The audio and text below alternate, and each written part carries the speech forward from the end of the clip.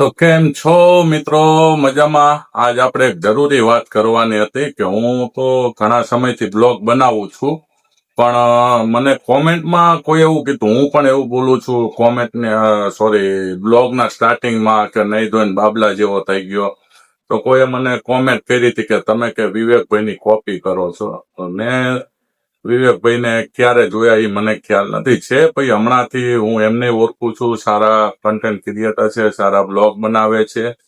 હવે એ આપણી કરતા મોટા ક્રિએટર છે, એટલે કદાચ આપણે જે બોલતા હોય ને એ પણ બોલતા હોય, એટલે આપણું એમને કોપી લાગતું હોય બીજાને કે આ એમની મોટા ક્રિએટરની કોપી કરી છે.